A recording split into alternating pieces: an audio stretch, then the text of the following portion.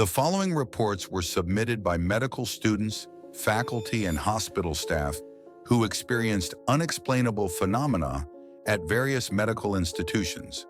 Names and locations have been changed for privacy and safety, but the terror documented here remains devastatingly real. Warning: these files are part of an ongoing investigation into anomalous medical education programs. Reading these accounts may result in recruitment attempts. Proceed with extreme caution. I died 3 days ago during my medical school final exam. I'm still taking notes. The pen won't stop moving in my hand, scratching words I don't remember thinking. My study group is still here with me in this room that smells like formaldehyde and fresh blood. We've been here for what feels like years, but the clock on the wall still shows 9:47 a.m., the exact moment our exam began. Rebecca's sitting next to me, diligently writing. Half her skull is missing, and I can see her brain pulsing as she works. She doesn't seem to notice the blood dripping onto her answer sheet. Marcus is across from me, his chest cavity open like a textbook diagram. His organs are neatly labeled with little white tags that flutter when he breathes, if that wet, rattling sound can be called breathing. And Thomas is smiling at me with a mouth full of surgical instruments instead of teeth. He's been smiling like that since the exam proctor drove that bone saw through his forehead. Question 47, the proctor announces, his voice echoing from speakers embedded in the walls. Describe the psychological response when a subject realizes they've been dead for 72 hours. My hand starts writing before I can think. Denial, followed by bargaining, followed by acceptance of new reality as living specimen. But here's the thing that's driving me insane. I remember being alive. I remember walking into this exam room, healthy and terrified about my grades. I remember the proctor, Dr. Morrison, welcoming us with that inhuman smile. What I can't remember is dying. 72 hours earlier. The day everything went wrong. Sarah, you need to see this. Rebecca's voice was shaking as she pulled me into the hospital bathroom. Her laptop was balanced on the sink, showing our class roster on the medical school portal. Look at the names, she whispered. I scanned the list. Rebecca Martinez, Sarah Chen, Marcus Webb, Thomas Hart, David Kim, all present, all accounted for, all marked as active enrollment. Now look at this. She pulled up another screen, the hospital's patient database. The same names appeared, but with different details. Martinez, Rebecca, admitted 1987, status, permanent resident, condition, experimental subject. Chen, Sarah, admitted 1992, status, permanent resident, condition, experimental subject. Webb, Marcus, admitted 1995, status, permanent resident, condition, experimental subject. This is impossible, I breathed. I was born in 1999. I can't have been admitted to a hospital in 1992. Sarah. Rebecca's reflection in the mirror was flickering like a broken TV signal. When was the last time you called your parents? I opened my mouth to answer and realized I couldn't remember. Not just when I'd called them. I couldn't remember their faces, their names, whether I'd ever had parents at all. When was the last time you left this hospital? Another blank. How long had we been here? Days? Weeks? The study sessions blended together, an endless loop of lectures and practicals and exams that never seemed to end. Rebecca, what's happening to us? She pointed at the mirror. Look at your reflection, Sarah. Really, look. I stared at myself in the scratched bathroom mirror. My face looked normal, tired from studying, stressed from exams. But something was wrong with my eyes. They were too dark, too deep, like they were looking out from somewhere far away. And behind me, in the reflection, stood dozens of other students. Students I didn't recognize, wearing medical scrubs from different decades. They were all staring at me with expressions of desperate warning. One of them, a young man in a 1950s-style white coat, was mouthing words frantically. Get out before the final exam." "The final exam," Rebecca whispered. "It's tomorrow. The night before hell." I couldn't sleep. Every time I closed my eyes, I heard sounds from the basement levels of the hospital. Mechanical whirring, like surgical equipment running continuously. And voices. Dozens of voices reciting medical terminology in perfect unison.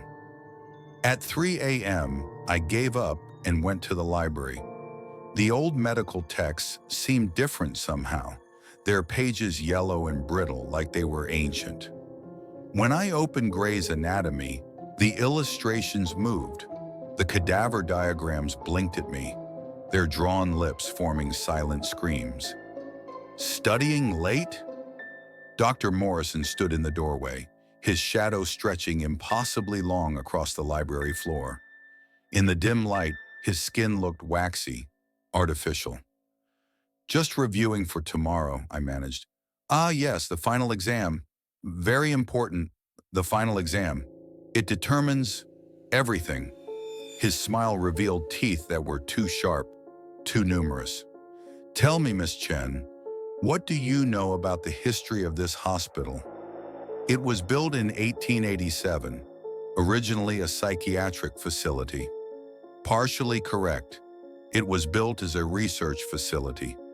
We've been conducting the same experiment for over a century now, determining the precise moment when a human consciousness can be separated from its dying body and preserved for educational purposes." The book in my hands was getting warm, its pages beginning to smoke. "Every medical student who enters our program becomes part of the study. Some graduate normally. We need doctors in the outside world to refer us new subjects. But others become permanent learning aids." "That's insane." "Is it? Where do you think we get our perfect cadavers, our specimens that demonstrate exact pathologies, our teaching materials that respond to stimuli?" The smoke from the book was forming shapes, faces of students screaming in agony. "The final exam isn't a test of knowledge, Miss Chen. It's a selection process.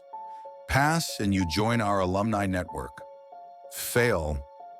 He gestured around the library, and I realized the walls were lined with glass containers, each holding a perfectly preserved human brain floating in clear fluid.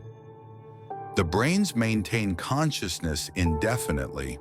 They experience every medical procedure we perform on their bodies, every injection, every incision, every experimental treatment, and they remember all of it, creating the most comprehensive medical database ever assembled. One of the brains was pressing against its container, trying to communicate. Its eyes, somehow still attached and functional, were staring directly at me with desperate recognition. It was David from our study group, the David who'd missed the last 3 weeks of classes because he was visiting family. "Your exam begins in 6 hours, Miss Chen. I suggest you get some rest. You'll need your strength for what's coming." After he left, I tried to run. The hospital doors were locked. The windows wouldn't break. My cell phone had no signal. Even the elevators only went down, deeper into levels I'd never known existed. I was trapped. The exam room. Morning came too quickly. We filed into the examination room. Me, Rebecca, Marcus, Thomas, and 12 other students I'd somehow never noticed before. They moved stiffly, mechanically, their eyes focused on something beyond the visible world. Dr. Morrison stood at the front of the room beside a table covered with surgical instruments that gleamed under the fluorescent lights. Welcome to your final examination. You have studied human anatomy extensively. Today you will experience it firsthand. He picked up a bone saw, its motor whirring to life. The first question: describe the neurological response to cranial penetration while the subject remains conscious. Thomas raised his hand eagerly. May I demonstrate, doctor? Excellent initiative, Mr. Hart. What happened next? What happened next destroyed everything I thought I knew about reality. Thomas walked calmly to the front of the room and knelt beside the examination table. Dr. Morrison activated the bone saw and began cutting through Thomas's skull while he remained perfectly still, alert, describing every sensation. Initial contact produces sharp pressure followed by intense vibration. The subject experiences auditory changes as the saw approaches the inner ear canal. Pain receptors activate in waves corresponding to the tool's penetration depth. Blood poured down Thomas's face, but he kept talking, kept smiling, kept taking notes with one hand, while his brain became visible through the widening gap in his skull. Rebecca Martinez, you're next. Please demonstrate the cardiovascular response to live organ removal. Rebecca stood up, walked to the table, and began unbuttoning her shirt with the same mechanical precision. And that's when I understood. We were already dead. We'd been dead for years, decades. Our consciousness trapped in bodies that couldn't die, couldn't escape, couldn't do anything but participate in endless medical demonstrations for the education of future students who would suffer the same fate. The final exam wasn't happening today. It had happened long ago, and we'd all failed. Miss Chen, Dr. Morrison called, your question: describe the psychological deterioration of a subject who realizes their predicament but remains powerless to change it. My hand began writing automatically. Initial shock gives way to desperate denial. Subject attempts escape behaviors despite futility. Eventually, acceptance leads to voluntary participation in educational demonstrations. But as I wrote, I noticed something the others had missed. The pen in my hand wasn't a pen, it was a scalpel, and I was still human enough to use it. The only way out.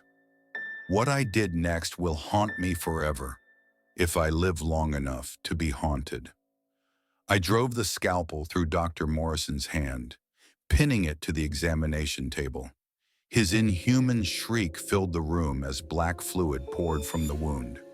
You're still alive, he gasped, his artificial face contorting. How are you still alive? I didn't answer. I was too busy cutting through the restraints on the other students, the real restraints I could suddenly see, the ones that had been invisible moments before. Rebecca blinked, her consciousness returning. Sarah, what's happening? Why can I see my own heart beating? We have to get out, now. But the hospital wouldn't release us easily. As we ran through corridors that stretched impossibly long, past rooms filled with other trapped students performing eternal medical procedures, alarms began blaring. Subjects 7 through 12 are experiencing consciousness cascade failure, echoed from speakers throughout the building. Initiate emergency preservation protocols. The walls began bleeding. The floor turned soft beneath our feet, like walking on raw flesh. And behind us, we could hear Dr. Morrison's voice multiplying, speaking from every speaker, every room, every shadow. You cannot leave. You are part of the curriculum now. You have always been part of the curriculum. We found the exit, a door marked emergency only, that none of us had ever noticed before. I pushed it open, and we stumbled out into daylight, real daylight, a parking lot filled with cars from this decade. But when I turned to look back at the hospital, there was nothing there, just an empty lot with a historical marker. Site of St. Catherine's Medical Research Facility, demolished 1963 after investigation into unauthorized human experimentation. The truth that will destroy you. We've been free for 6 months now. Rebecca works at a clinic in Seattle. Marcus transferred to a different medical school. Thomas was never with us when we escaped. When we ask about him, people look at us strangely and say there was never anyone named Thomas in our class. But sometimes late at night, I get emails from an account that doesn't exist. From Thomas, hart.1947 at stcatherines.edu to sarah.chen@gmail.com. Subject, still here. Sarah, I'm still in the examination room, still taking the test, still describing the sensation of having my skull opened while I remain conscious. The beautiful thing about being trapped in hell is that you eventually stop trying to escape. You start helping them catch the next group of students. Your medical school applications were never real, Sarah. We've been recruiting you since high school. Every acceptance letter, every scholarship, every opportunity that led you to us. And now that you've escaped, now that you think you're free, you're the perfect bait. Check your new medical school acceptance letter, the one that arrived today. Welcome to Johns Hopkins Medical Center. We've been expecting you.